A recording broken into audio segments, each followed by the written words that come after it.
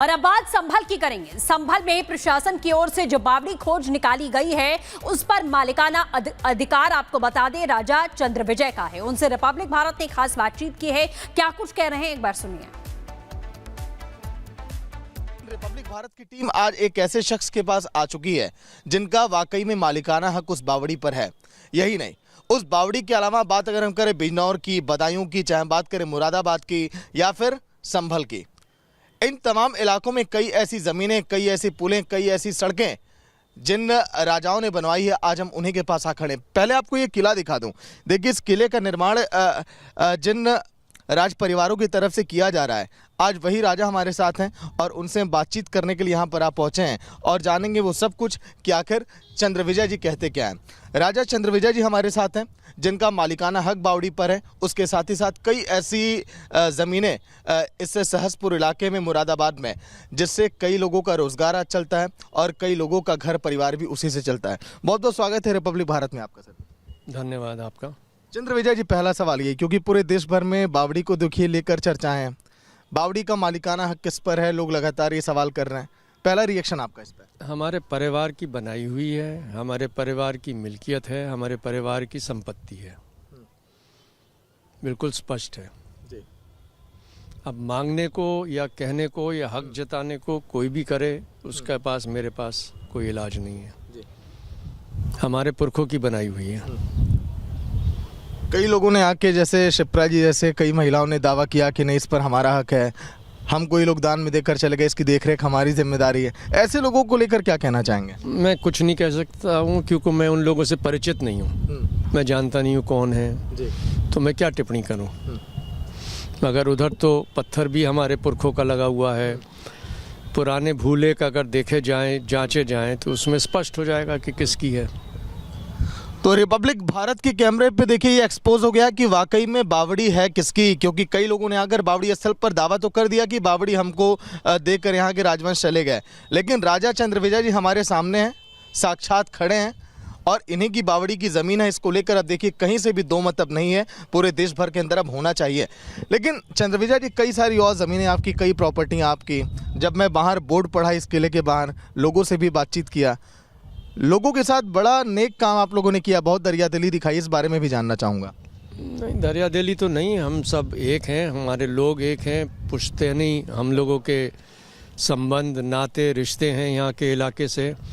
चंदौसी से भी 2 बार हमारी माता जी विधायिका रह चुकी हैं। चंदौसी से अपार प्रेम मिला है वहाँ के लोगों से, और ये भाई साहब ने ये बावड़ी को उखड़वाया है प्रशासन से कह सुनकर। तो हम भी ये चाह रहे हैं कि बावड़ी को उद्धार इसका हो, पुरातत्व विभाग को ये मिले और चंदौसी के लिए ये एक आकर्षित स्थान बने, एक पर्यटक स्थल बने। तो चंद्रविजय जी ने वंदे मातरम जी का भी जिक्र किया, जिन्होंने याचिका दायर की थी बावड़ी की खुदाई को लेकर। लेकिन बावड़ी की खुदाई जो हो रही है, अब आगे उसको लेकर क्या किया जाए? क्या आपको इसको लेकर कोई आपत्ति तो नहीं है? नहीं, देखिए, हमारे परिवार में मैं हूँ और मेरी छोटी बहन है जी। और मेरी समझ से हम दोनों यही चाहेंगे कि ये चंदौसी वासियों को एक अच्छा स्थान, पर्यटक स्थल मिले जी। और उसके लिए हम प्रशासन से कहेंगे कि भाई ऐसा आप काम करिए कि जिससे एक चंदौसी के लिए एक आकर्षित स्थान उपलब्ध हो जाए। लगभग 2000 से के आसपास स्क्वायर फीट वो एरिया होगा जहां पर हम बावड़ी देख पा रहे हैं। क्या अभी बावड़ी और भी ज़्यादा दायरे को कवर करेगी? आसपास की घरें और सड़कें भी उसकी जद में आ सकती हैं अगर पूरी तरह से खुदाई हो तो? इसको लेकर सफाई में जानना चाहूँगा। ऐसा सुना है, मैं टिप्पणी नहीं कर सकता हूँ क्योंकि मेरे को पूरा इसके बारे में जानकारी नहीं है कि कितने वर्ग मीटर या कितने वर्ग गज में ये फैली हुई थी। मगर अगर खुदाई होती है और पुरानी इमारतें निकलती हैं तो मैं तो प्रशासन से यही कहूँगा कि भाई पूरा उखड़वाइए, अवैध कब्जा हटवाइए और अपने हिरासत में लीजिए और चंदौसी के लिए कुछ यहाँ बनाइए। भूमाफियाओं ने कहा जाता है कि उन ज़मीनों पर कब्जा कर लिया, धीरे धीरे ज़मीनों को बेचते चले गए, बावड़ी वाले केवल कुछ हिस्से को छोड़ दिया गया। वो भूमाफिया आखिर कैसे कब्जा कर लिए? कुछ इसके पीछे रहस्य तो होगा, कोई राज होगा इसके पीछे। साहब, इसके बारे में हमें नहीं मालूम क्योंकि हमारे यहाँ ये होता था कि कोर्ट ऑफ वार्ड्स लगती थी जब नाबालिग होता था राजा। तो कोर्ट ऑफ वार्ड्स पीरियड में मैनेजर्स होते थे सरकारी। अब वो किसी को दे देते थे या भ्रष्टाचार के कारण कुछ घपला करते थे, इसके बारे में मेरे को नहीं मालूम। ये मेरे टाइम से पहले की बातें हैं। तो आप भी ये चाहते हैं कि जो चंदौसी की बावड़ी वो एक पर्यटन स्थल बने, और जिस तरह से क्या आप कहना चाहेंगे योगी सरकार जो काम कर रही है पूरे संभल में, मुरादाबाद इलाके में, इसको क्या आप कहते हैं कि हाँ ये बेहतर है? देखिए, योगी सरकार तो कर ही रही है, मगर कौशल जी हैं और उन्होंने बहुत सराहनीय काम करा है कि इसका उजागर करवाया दुनिया को कि भाई हाँ ये एक ऐसी चीज़ है, एक धरोहर है चंदौसी की। तो मैं तो यही चाहूँगा कि भाई चंदौसी के लोगों को ही ये समर्पित हो। क्या कब मौका मिला तो क्या 1-2 दिनों में आप चंदौसी की उस बावड़ी का जाके आप निरीक्षण करेंगे, देखेंगे कि हाँ वाकई में हमारी जो बावड़ी है उसके साथ इस समय क्या हो रहा है और किस तरह से इसको सामने लाया जा रहा है? पहले खुद जाए, अभी वहाँ भीड़ में मैं भाग लूँ और बढ़ाऊँ भीड़, उससे क्या फ़ायदा जी। जब सब काम हो जाएगा तो आप लोग बोलेंगे तो चले जाएंगे वहाँ। बावड़ी की तरह एक आखिरी सवाल होगा, कितनी और ऐसी देखिए ज़मीनें, कितनी और ऐसी जहाँ पर कहा जाता है कि हिंदू परंपराएं वहाँ पर चलती चली आई, जिसको दफन किया गया ज़मीन के अंदर। संभल में, मुरादाबाद में कई ऐसी जगहें मिल रही हैं। कौशल किशोर जी कब तक करेंगे, कुछ आप भी बताइए। ये तो अनगिनत है साहब, ये तो योगी सरकार कर ही रही है अपनी तरफ से जितनी मेहनत कर सकती है, और मैं उम्मीद करता हूँ कि इसमें किसी को आपत्ति नहीं होनी चाहिए। जिसकी चीज़ है उसको मिलनी चाहिए। तो ये थे राजा चंद्रविजय सिंह, जिनका मालिकाना हक उस बावड़ी पर है, और बावड़ी के साथ ही साथ ये सहसपुर का पूरा इलाका, उतनी दूरी तक ये कैमरा भी नहीं जा सकता पूरा जूम करके जितनी इनकी प्रॉपर्टी होगी, क्योंकि यहाँ कई इनकी रियासतें यहाँ पर चली आई।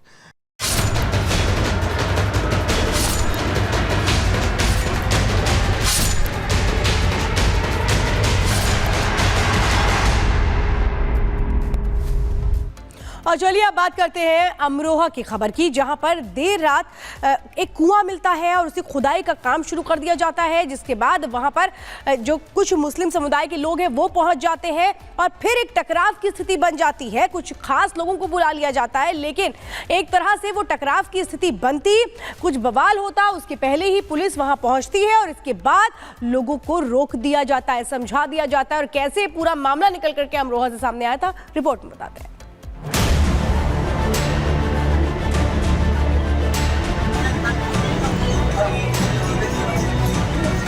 आज से कुछ साल पहले सिर्फ संभल में ही सनातन पर प्रहार नहीं हुआ, यूपी के अमरोहा में भी सनातन के सबूत मिटाने की साजिश रची गई थी। ये जो आप कुआं देख रहे हैं, ये कुआं कई सालों से अमरोहा के सुभाष नगर में बंद पड़ा है, लेकिन जब देर रात मोहल्ले के हिंदू समुदाय के लोगों ने कुएं की खुदाई शुरू की तो दूसरे समुदाय के लोगों ने तुरंत आपत्ति जता दी। और तो और, कुआं न खुद जाए इसके विरोध में दूसरे समुदाय के बड़ी संख्या में लोग आधी रात को अपने अपने घरों से बाहर निकल आए। देखते ही देखते दूसरे समुदाय के लोगों की भीड़ इकट्ठा हो गई, माहौल बिगड़ने लगा, कहासुनी होने लगी। स्थानीय लोगों ने आरोप लगाया कि आज से कुछ साल पहले कुएं की पूजा होती थी, लेकिन कुएं को दूसरे समुदाय के लोगों ने बंद करा दिया था।